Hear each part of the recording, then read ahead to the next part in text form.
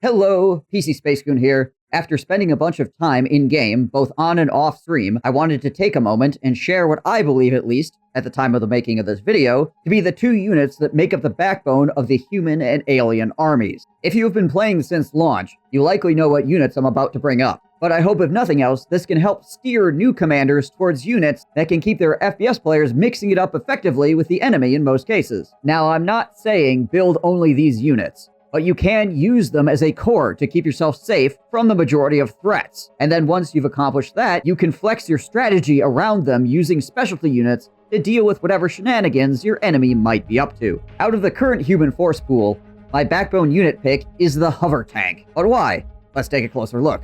First off, it's a lot of bang for your buck at 2,200 Belterium per tank. It also has a very short build time, coming in at just 95 seconds. This is the same build time as a light armored car for comparison. So once you get a couple of heavy factories going, you can get these out and hammering the enemy quite quickly. Next up, the hover tank is rather maneuverable for a chunk of metal, with both a jump jet and a boost. So if you need to play keep away in a fight or get some firepower on location in a relative hurry, you are all set if you decide to choose this vehicle.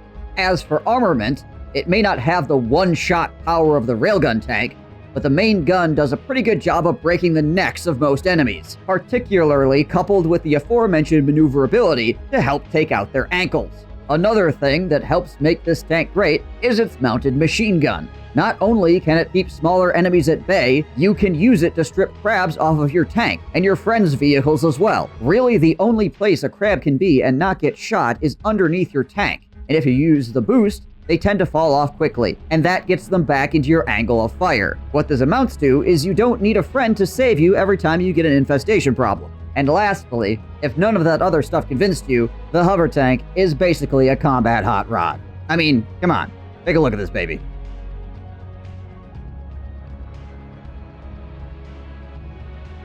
As for the aliens, my backbone unit pick is most certainly the Scorpion. This one is not necessarily because it just does it all, but as it stands right now, the aliens, in my opinion, really need this unit consistently in their army composition due to the stability it offers. Let's take a closer look. Right out of the gate, we're looking at a 1,600 cost in biotics, meaning it is only slightly more expensive than the human's heavy armored car, and also sporting a 90-second build time. You can crank these bad boys out faster than any but the lightest of the human units. Now, it may be on the slow side for an alien, but it also wrecks every unit the humans have up to the hover tank in the right hands. This is due to its solid damage, fairly accurate ranged attack, and its ability to not get one shot in a standoff with enemy armored units.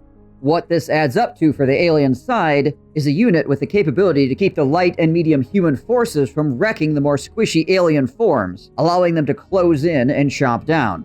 Railgun tanks and rocket trucks are basically just fodder for your crabs, without having these lighter units to save them. The Scorpion can also keep consistent firepower on those pesky hover tanks as they run out of range of your Goliath, or support hunters that are moving in to put damage down and disrupt the enemy. It can also be difficult for the enemy to engage a Scorpion properly at a distance. The fact that your attack comes out of your tail allows you to use the terrain to play a deadly game of hide and seek.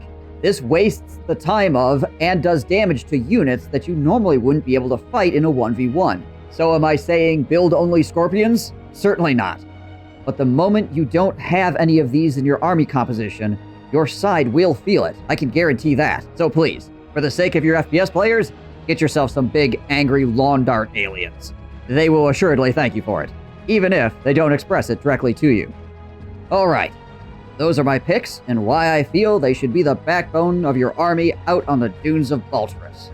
Thank you ever so much for watching, and if you like what I do, come and check me out over on my Twitch channel so we can chat live.